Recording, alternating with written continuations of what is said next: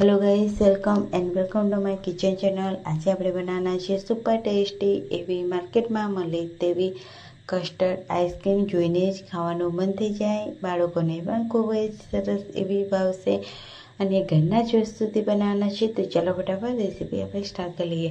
તો આપણે ગેસ ઉપર આપણે તપેલી મૂકીશું અને તેમાં 2 કપ આપણે દૂધ એડ કરીશું અને તેને ગરમ કરવા મૂકીશું।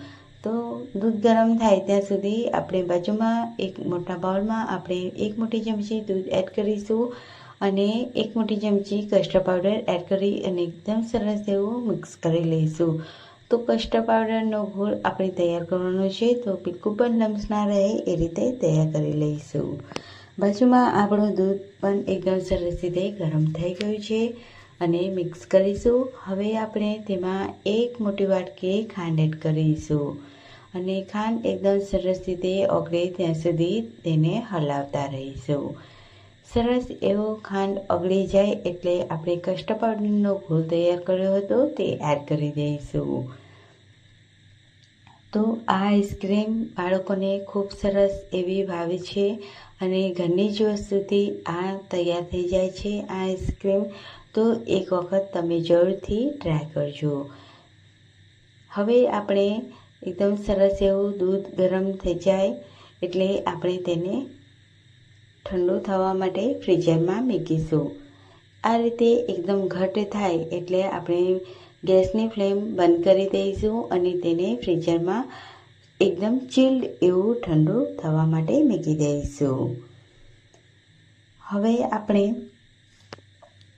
એક મોટા બાઉલમાં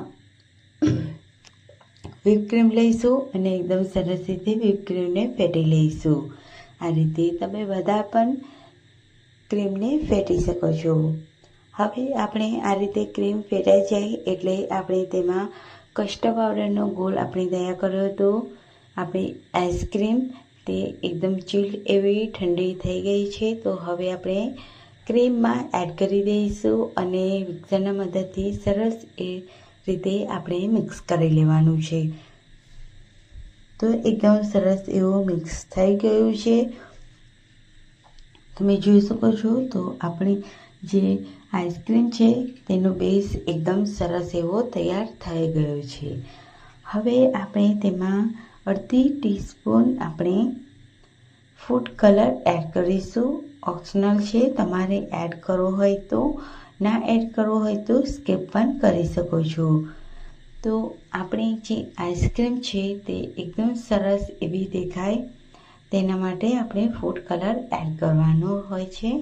ત્યારબાદ એકદમ સરસ રીતે મિક્સ કરી અને આ રીતે એરટાઇટ ડબ્બામાં તૈયાર આપણે એડ કરી અને તેને ફ્રીઝર કરી લઈશું ઓવરનાઇટ। તો સરસ એવું ઓવરનાઇટ મેં ફ્રીઝર કરી લીધું છે અને એકદમ સરસ એવી ક્રીમી આપણી આઈસ્ક્રીમ તૈયાર છે, તમે જોઈ શકો છો। તો ખૂબ સરસ એવી આઈસ્ક્રીમ આપણી બનીને તૈયાર થઈ ગઈ છે।